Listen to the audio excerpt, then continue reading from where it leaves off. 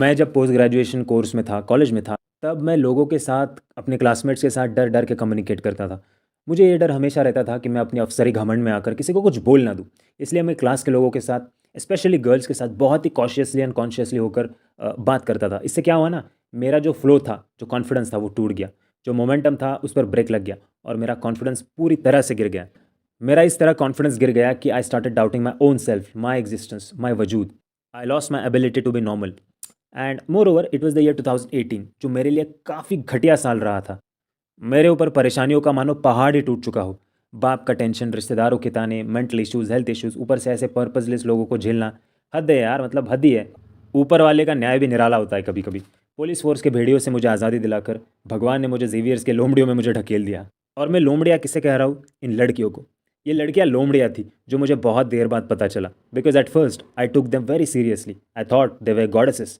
I thought they were not evil, but I was wrong. I underestimated their damage inflicting capacity. खैर, एक बात तो मुझे पता चल गई थी कि क्यों मैं इस तरह इस जगह पर फीमेल एनर्जी से हार गया था।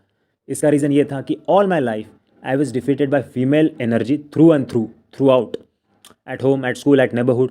Like at home, the collective female energy of my mom, my sister, and my grandmother overpowered my father's masculine energy.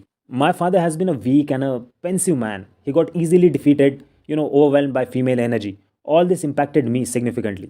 I will never forget how he couldn't stand up even for himself against my mom, how his friends manipulated him, robbed him of money. So I always had this loser image of his in my mind that made me very insecure, unsafe, uncomfortable around him, restless, and whatnot.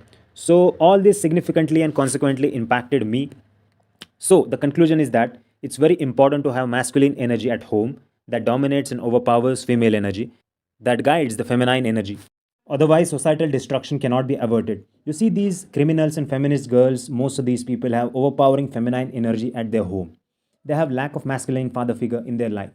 So the question is, what toxic really is? Is it the masculine energy or the lack of masculine energy? The answer is in front of you. तो मेरे class में भी lack of masculine energy था। Girls were in majority, और जो boys थे वो most of them were shy, the shy boys, that made the energy of the class extremely feminine and chaotic and confused, and that made my troubled mind even more troubled. I was suffocating at every moment. CISF was the place I thought I was suffocating, but that was not true entirely. At least they were helping me become an honest man, unlike this place which is full of sycophancy, dishonesty and chaotic energy. इतनी घटिया gossiping करती थी ये लड़कियाँ, इनकी फितरत में नालायकी और बेशर्मी थी, और अभी भी होगी, क्योंकि ये सुधरती तो है नहीं, बस दूसरों पर उंगलियाँ उठाना इनको आता है। और ऐसे फेमिनिस्ट की गॉसिपिंग की वजह से ही सोसाइटी की हेल्थ ख़राब हो रही है। किसी के बारे में गॉसिपिंग करना, जब वो पर्सन अपने आप को डिफेंड करने के लिए उस जगह पर, उस वक्त पर मौजूद ना हो, ये सबसे बड़ा पाप है। दुनिया का ये सबसे बड़ा पाप है। मेरे बारे में क्या गॉसिपिंग करती थी ये? Nobody talks to him, he is so creepy, I don't feel safe around him. कुछ भी कर सकता है। मतलब देख लो भाई इनकी मैनिपुलेशन टैक्टिक्स, देख ही लो तुम।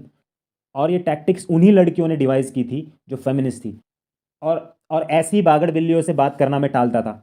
ना हाय, ना हेलो, ना आई कांटेक्ट। तो इनको मैं इस तरह की ट्रीटमेंट देता था तो इनकी मेरे से जलती थी, और इसलिए मुझसे बदला लेने के लिए ये चाहती थी कि मेरा ऐसा इमेज बनाए कि I am someone that nobody talks to. इससे तो कोई बात ही नहीं करता। मतलब इतनी घटिया थर्ड क्लास और वाहियात लड़कियाँ थी भाई ये, कि पूछो मत।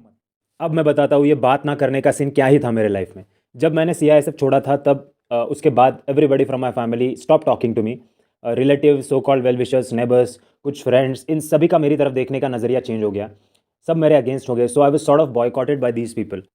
मेरे जो क्लोज वंस थे उन्होंने तो मानो मुझे आउटकास्ट ही कर दिया हो, कि गवर्नमेंट जॉब छोड़कर क्या टाइम पास करते जा रहा है, कोई सा सड़ू सा कोर्स कर रहा है मुंबई में, इस तरह की वो बातें करते थे। तो कहने का मतलब, मेरे करीबी लोगों ने मुझसे बात करना छोड़ दिया। तो इस बात से मैं थोड़ा सा ट्रॉमेटाइज हो गया।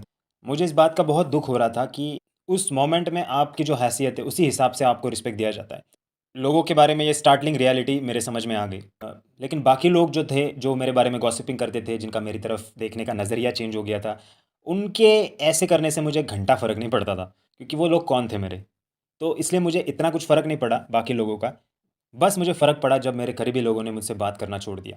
तो जब कॉलेज में क्लास के अंदर तुम 10-12 लड़कियां मेरे से बात नहीं करोगी, तो मेरे को क्या घंटा फ़र्क पड़ने वाला था? मतलब मैंने इतना सहा, मैं इतना बॉयकॉट झेल के आया था, सोशल बॉयकॉट, इतना सब कुछ मैं झेल के आया था, और इसकी वजह से ऑलरेडी मैं पत्थर दिल बन चुका था। तो मतलब तुम्हारे इतनू सी मतलब बात ना करने से, सड़ा हुआ मुंह दिखाने से, रूठा हुआ मुंह दिखाने से, मुंह मुरझाने से मेरे को क्या फ़र्क पड़ेगा यार। मतलब सच में भाई उनको लगता था कि हम इससे बात नहीं कर रहे, इसको पैसिव एग्रेशन दिखा रहे, इसको सौरभ बॉयकॉट कर रहे, तो इसको है ना मानसिक रोगी हो जाएगा ये। अरे यार मतलब तुम किसको किसको तुम धमकी दे रहे हो यार। मतलब मैं इतना जालिम आदमी हूँ, तुमको मैं खड़े खड़े गायब कर देता। माहौल ऐसा बनाया था इन लड़कियों ने कि इससे कोई बात नहीं करता।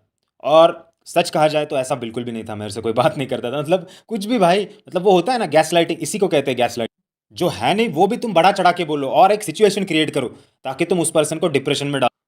अरे बहन, तुमको तो मैं डिप्रेशन के नेक्स्ट लेवल में भेज सकता हूँ। मतलब तुम क्या ही बात कर रहे हो मेरे सामने। मैं जब क्लास में था तो मैं सिर्फ कुछ खास लोगों से बात करना चाहता था, गिने चुने 3-4 लोग, मतलब कनेक्शन बनाना चाहता था जो मुझे ऐसा लगता था कि सेंसिबल लोग हैं, जिंदगी में ये लोग कुछ करेंगे या करना चाहते। ऐसे ही लोगों से मैं संबंध प्रस्थापित करना चाहता था।